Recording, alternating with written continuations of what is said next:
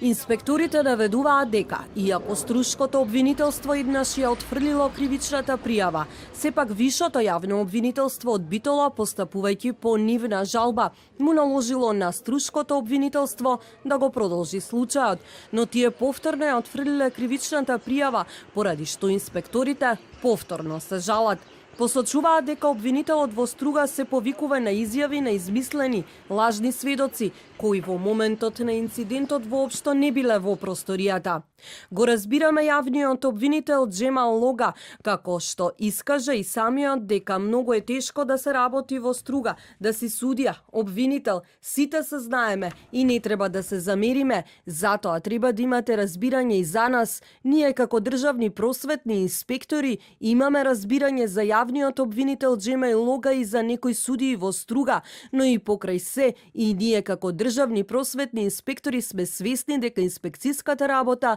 треба да се обавува и извршува професионално, совесно и во интерес на